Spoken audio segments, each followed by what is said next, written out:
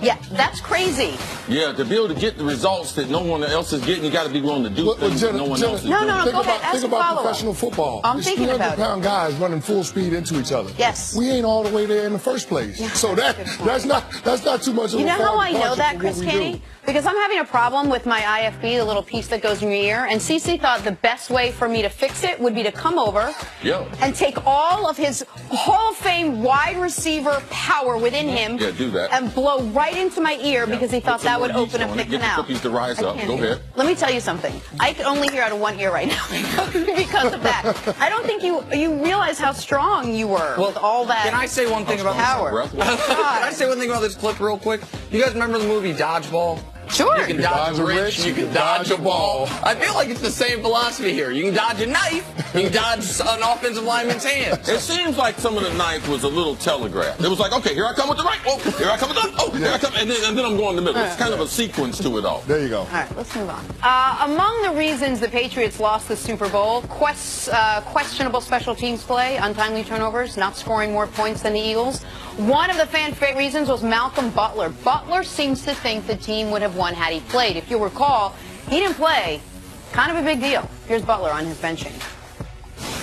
It was times when I was on the sideline, I just wanted to go up and, say to Belichick or Matt Patricia and just say, this how we gonna end this. I grew up in the Patriot system, and I'm a well-mannered guy. I respect my authority, and I just couldn't ask them for something they didn't want to do. I just was doing my job.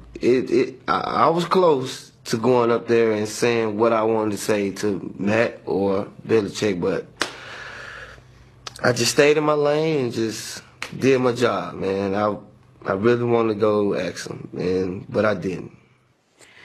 So, Chris Canty, Malcolm Butler leaves New England without ever really talking to Matt Patricia or Bill Belichick about what actually happened, which is not the kind of thing that you'll just forget about and I'm sure it won't matter. I'm sure this is something he will wonder for a very long time. Do you agree with his decision not to as a professional athlete? Would the curiosity have been too much for you? No, I don't think that's the moment to do it. I understand that the game is in the balance. It's the Super Bowl, so it's a huge game. You don't get that many opportunities to be able to play in that game, but you don't want to be a distraction to the coaching staff or to the rest of your teammates. So I can understand it from that perspective, but I have a hard time being able to justify Bill Belichick making that decision before the game. You can't convince me that the Patriots are a better defensive team with Malcolm Butler off the field. I mean, if you're going to go nickel defense with 5 defensive backs, you're probably better in pass coverage with 3 cornerbacks rather than 3 safeties. Right. Just saying. So the fact that they took him off the field and they put Eric Rowan and Daron Harmon in the game, they weren't better. And when you saw the game that Nick Foles had throwing for 373 yards and 3 touchdowns, you have a case to be made that Malcolm Butler should have been on the field. Do you agree with what he said? He said it in the quote. We weren't able to play that part of the clip where he said he thinks they probably would have won if he played. Do you feel that way? I don't think you can look at it in a vacuum, but I think they have a better chance of winning. So, yeah, I absolutely think that he makes you a better team defensively. And if you looked at the regular season and the postseason, there was a reason that he was in on over 90% of the defensive snaps.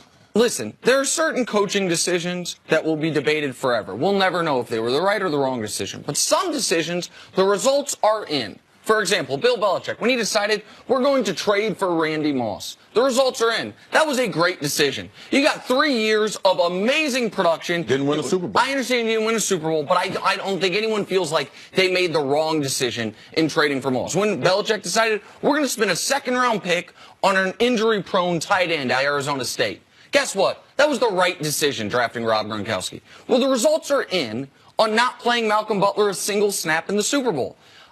52 Super Bowls, right? So 104 quarterbacks have played in the Super Bowl, or 104 quarterbacking instances in the Super Bowl. How many of those quarterbacks had a better passer rating on 3rd down than Nick Foles in this one?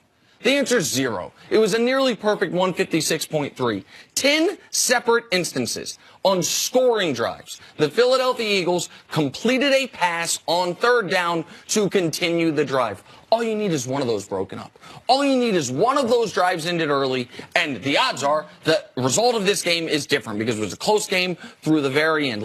Of course Malcolm Butler should feel like they would have won had he played. And Pats fans should feel like they would have won had he played. Like, this one, the results are in on Belichick's decision on this. It was, for whatever reason, he hasn't explained it to us yet, the wrong decision. Yeah, it was the wrong decision. And it's the Patriot way, the reason why he didn't get an explanation. That's what that is, arrogance. Now, you have a guy that played more snaps than anyone on the defense for 18 games. Now, you have to realize this was an odd week for Malcolm Butler. He didn't travel with the team to the Super Bowl. He was already sick. He was under the weather, so he came out the next day. They were trying to keep him a little isolated, didn't want him around the other guys, so he was still hampered Wednesday in preparation. He was questionable for practice on Wednesday. But they're grown men, they're adults. Just have one type of conversation with them. I'm thinking about potentially not using you this week. I'm potentially using you as the nickelback.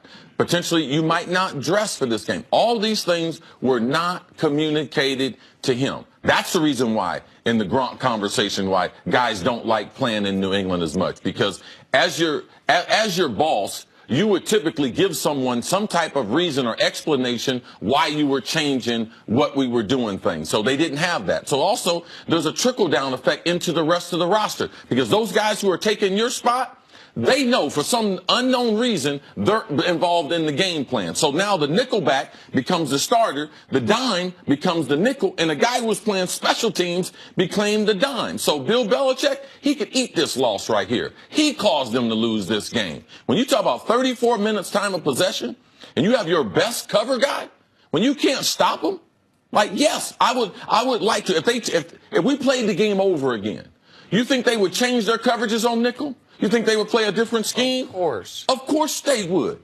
They saw the results of the game, and there's no way that you can watch New England play and say, man, in a game like this, would Malcolm Butler be a difference maker? He has been their most dependable cover guy the last forget about this season, the last 4 seasons. And now he's in the biggest game of his career, and now he's on the sideline. Yeah, Bill Belichick and their ego lost him this game.